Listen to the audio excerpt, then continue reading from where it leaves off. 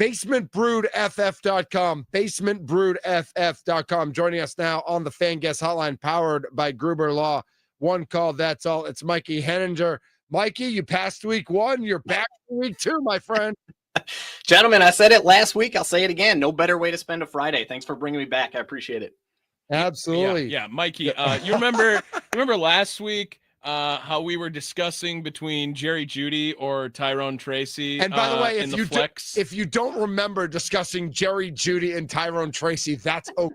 Yeah, I just remember we spent a good 5 minutes or so on it, and they both ended with 9.1 points. Literally, just like to find out that they were the exact same player. Maybe that means it was a discussion, but I lost last week. I did lose. So I can't say I remember that conversation. I answer a ton of these questions every week, but I do remember the Trevor Lawrence versus Aaron Rodgers question. That one I can't forget.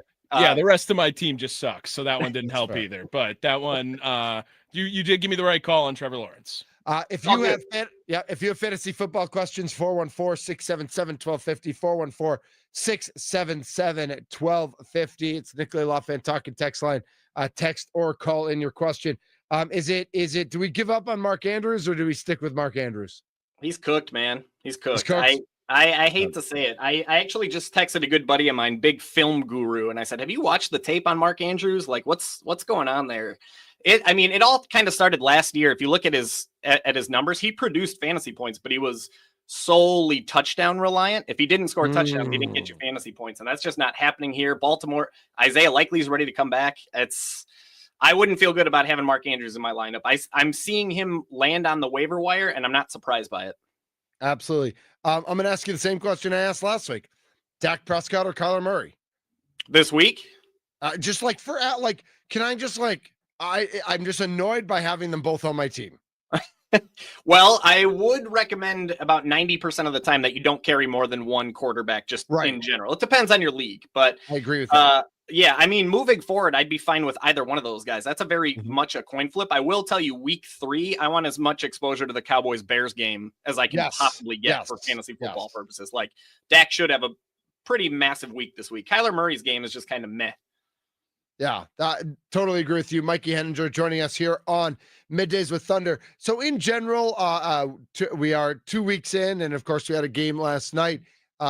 What did you learn from week 2 that you thought was true in week 1, and who have you flipped on after 2 weeks of play now in the world of fantasy football?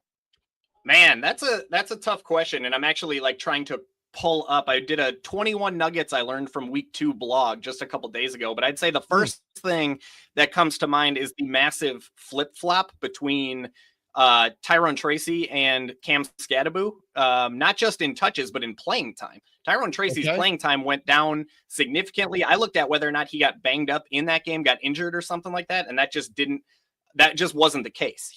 Cam Scadaboo just kind of ran away with it. Now, I could easily see the Giants flipping back. It might be more of a hot hand approach, but that is a red flag for Tyrone Tracy moving forward. It's a good thing for Cam Scadaboo. The other one that just came to mind, by the way, is Troy Franklin with the Denver Broncos.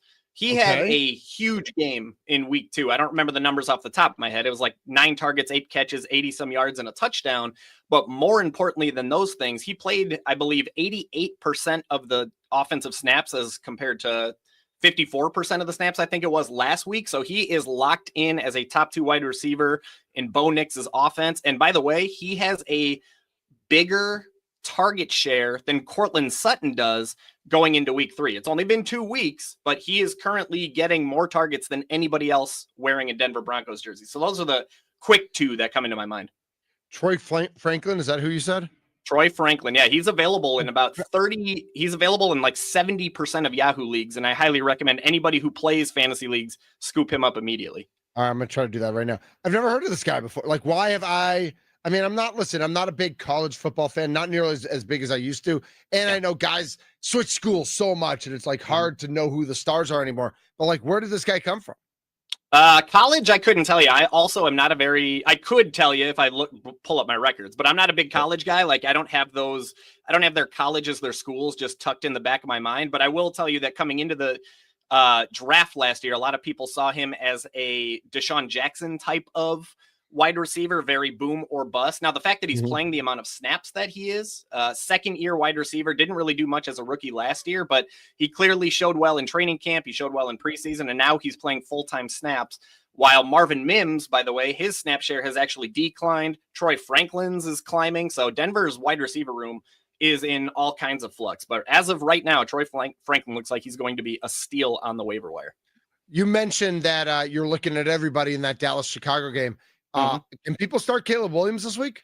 Absolutely. He is my top streaming option in all of fantasy football. The Bears. Wow. I mean, I'm a Packers fan. You got that? Yeah. Okay. Go ahead, Mikey. I hate to say it, man, but that game just looks mouth-watering from a fantasy standpoint. It has a 50.5 over-under. The Bears have a projected team total of 24.5 points. The Cowboys are getting absolutely demolished by quarterbacks. They're allowing the second most fantasy points per game against quarterbacks. Jalen Hurts got 24 plus. We saw what Russ did against Dallas last week, 30 plus. This is a guy who's become a journeyman quarterback in the NFL, and suddenly he's putting 30 plus fantasy points on Dallas. I mean, everybody who goes against the Cowboys, sans Micah Parsons, is getting their fantasy points. And I hate to say it because go Pack go, but Caleb Williams is, if you had Joe Burrow and you need a quarterback pickup this week, if he's available in your league. That's what I had. I had Joe Burrow, and I picked up Caleb Williams, and I figured that was where to go. He's a top start this week for sure. So I'm not always an idiot, just sometimes an idiot.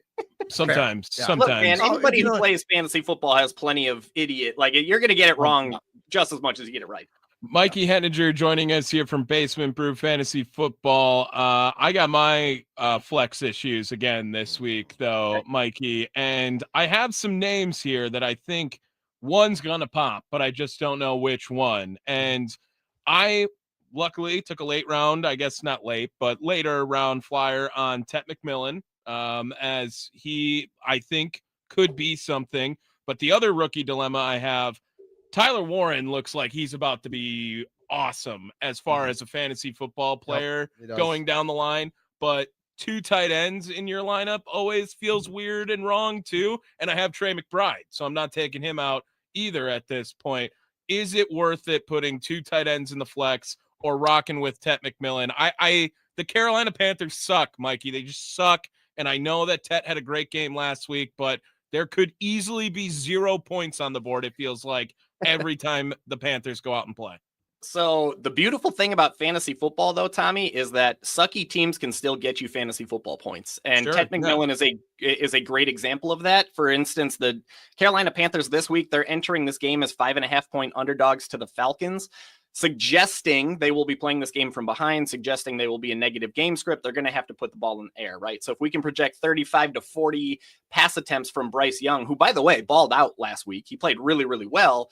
The number one guy he's going to be looking for is Tet McMillan. Now, the Panthers' projected total is 20. That's the Patriots. The Panthers' projected total is 19. So that kind of suppresses the ceiling a little bit. It suppresses his touchdown opportunity. So you're going to want to butter your bread on catches and yards. But if you're in a PPR league, Tet McMillan is going to be a solid option for anybody this week, just based on pure volume alone.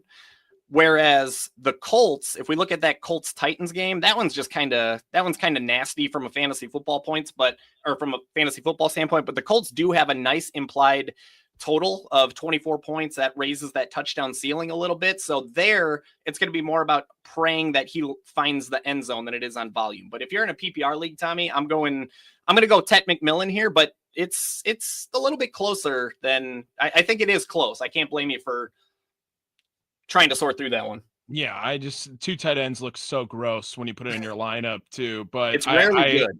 Yeah, I love Tyler Warren right now at the Colts. If anything is sustainable right now with Indianapolis, it feels like Tyler Warren. Maybe he'll be some trade bait later on to get something beefed up here. But I mean, otherwise the wide receiver room is Jamar Chase, Zay Flowers. Like I can't take either one of those two guys out. So I want to ask directly off of that. How is Jamar Chase's value affected with Burrow out now?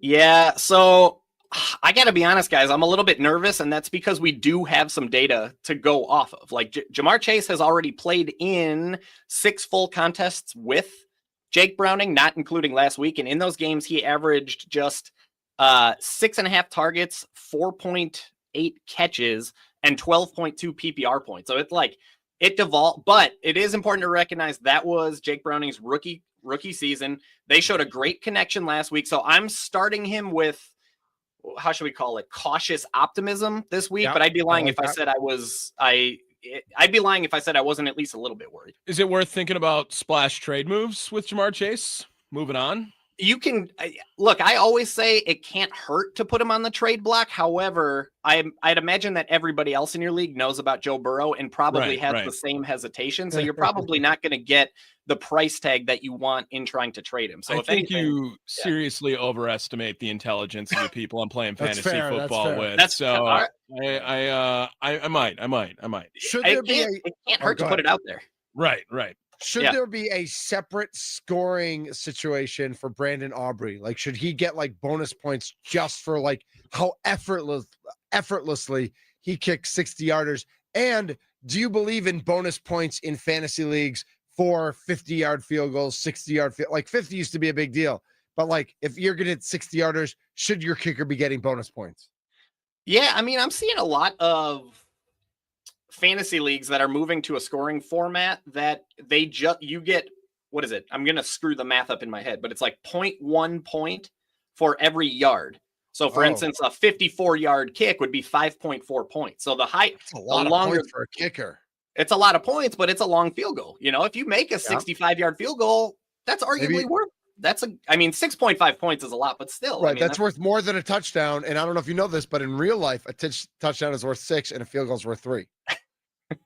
In real, yeah. It's a good point, but they got to get their fantasy points from somewhere, I guess. But yeah, I mean, ultimately most of my leagues don't even have kickers, so I'm fine with that. But I am bringing them back because I've been working on a kicker research project to identify kickers that are going to score 10 plus points every week, and it's awesome. Don't tell us about that. Save that for Mason for next week, because I don't know if you know this or not, but Mason Crosby is one of the greatest kickers in the history of Earth.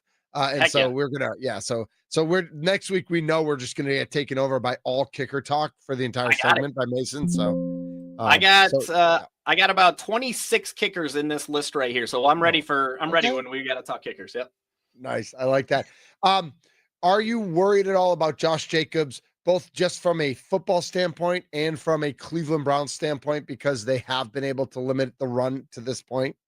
Yeah, I mean, ultimately, when it comes down to it, volume is what wins fantasy football games. Volume is what gets you fantasy football points. And entering this game as 8.5-point favorites with a implied point total of 25 points, Green Bay should be able to control this game with their defense. They shouldn't have to Jordan Love shouldn't have to be asked to do too much. It just projects as one of those games where Josh Jacobs should get 20 plus touches, 20 plus carries. It might be ugly. The efficiency might not be there, but if the Packers are going to score 25 points, then Josh Jacobs is a really good bet to find the end zone once or maybe even twice in this game. So I'm starting in with confidence. I recognize that the efficiency might come down a little bit because Cleveland's so good, but there's no way you can think about benching Jacobs in a game where they're favored by 2 scores and they're expected to score a really good amount of points. No, I like that. Mikey, tell us a little bit more about how we can find all your stuff, read all your great stuff at basementbrewedff.com. Yeah, basementbrewedff.com. You're going to be able to find my blog, my YouTube videos. If you want to join the BBFF family, there's a link that you can do so right there. I do have a promo code Thunder that gets you a nice discount if you do join the BBFF family. So other than that, man, I'm hanging out mostly on LinkedIn of all places. Mikey Henninger on LinkedIn. And then, the Basement Brewed Fantasy Football YouTube show. I do a live show 8 a.m. every Sunday. We just do start set questions for a good 90 minutes. So it gets a little sweaty in the basement for sure. That sounds awesome. Yeah, that sounds so cool. Can Tommy come over? I mean, you hear there's sweat in the basement and you're inviting him over? That's no. I meant from like, how awesome Sunday mornings. Can Tommy and I just bring breakfast some Sunday? Bring it. Just hang out. Yeah, man. Let's just group study in the basement, man. Every Sunday, 8 a.m. I gotta be honest, Tommy. I keep going back and forth. I keep looking at this Tyler Warren versus Tet McMillan thing. I might message you offline. Right now, I'm going Tet McMillan, but it's like 55-45. I'm telling you, it's an interesting dilemma to have with these rookies. I want to see the dual tight end. I want to see the dual tight end in the lineup. Super tight end. That's what we're calling it now. I'm gonna stick with the original answer. Tet's getting you 22% target share. They're gonna be throwing the ball. I'll stick with Tet stick with Tet here. For now, we'll see. Sunday, be ready, Todd. Just ready. I'm ready. I'll be tuned in. Have your phone at least on vibrate. Don't have it on silent, so that if Mikey sends you a text, ready to go. Yep. All right. Mikey Henninger on LinkedIn, double N, 3 N's actually, HENNINGER, not two right next to each other, not all three. But find him on LinkedIn, connect with him. All his good stuff is up there. And of course, it's also at basementbrewedff.com. Anything else you want to leave us with today, Mikey? Go Pack, go, man. I think that's right. That's right. That's the right answer. That is the right answer. Nailed it. You passed the test again. You're back next week. Perfect, man. I'm looking forward to it. Awesome. Thanks, Mikey. This is a blast. Thanks for having me, guys.